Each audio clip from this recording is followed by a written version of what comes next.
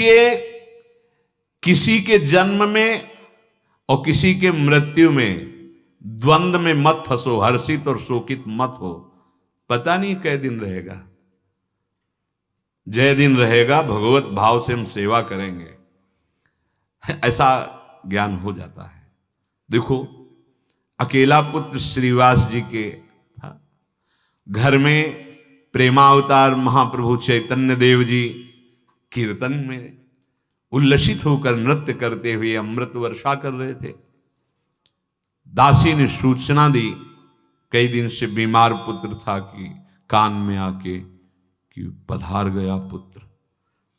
धीरे से कीर्तन करते हुए बगल में से गए, कहा दोबारा या नहीं, किसी का रोना धोना एक शब्द नहीं, हम अपने प्राण त्याग देंगे यदि महाप्रभु के कीर्तन में कोई विघ्न पड़ा। और करताल लेकर नाच रहे थे। थोड़ी देर में महाप्रभु का भाव संवरण हुआ, उनका श्रीवास कुछ हुआ है क्या, क्योंकि कीर्तन में अब वो रस नहीं आ रहा। तो किसी ने कहा कि श्रीवास जी तो नृत्य कर रहे, कहा कि श्रीवास का अकेला पुत्र था, पधार गया है, और वो मस्ती में कीर्तन कर, कोई फर्क नहीं। तब श्रीवास पुत्र पधारा, तुमने कहा नहीं? तो बोले प्रभु, इस जीव की जो गति हुई उसी आनंद में मैं नाच रहा हूं, जिसके सामने महाप्रभु चैतन्य देव नाम कीर्तन कर रहे, भला वहां शरीर छोड़ने वाले को श्री कृष्ण के सिवा और क्या प्राप्त होगा। श्री कृष्ण मिल गए, मैं तो इस बात में नाच रहा हूं कि उसका जीवन सार्थक हो गया प्रभु, और आप ही हमारे सर्वस्व है, मुझे किसी बात का शोक नहीं। महाप्रभु ने जानते हो क्या कहा था? इस भाव के कारण श्रीवास तुमने आज मुझे खरीद लिया। साक्षात प्रभु ही हैं।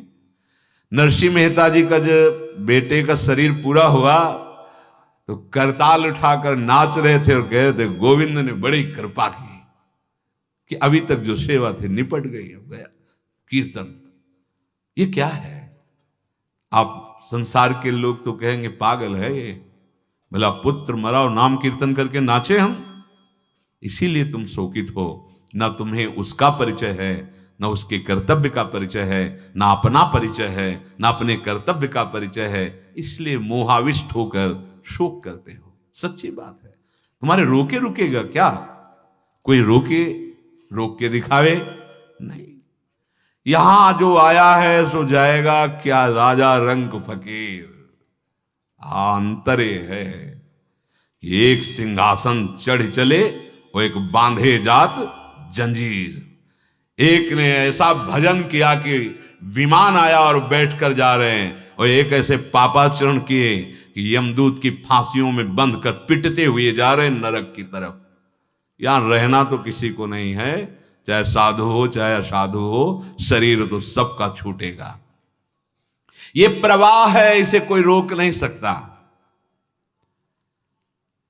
ये किसी के बस में नहीं है। सुनो भरत भावी प्रबल बिलख कहो मुनिनाथ, हानि लाभ जीवन मरण जस अपजस विधिहात। ये प्रवाह है। इसी प्रवाह को जो रोक दे उसे कहते हैं महात्मा। अब नहीं, अब ये चक्र नहीं। संसार चक्र से मुक्त होने के लिए मानव देह मिली, इसमें बहने के लिए नहीं कि बहते चले जाओ।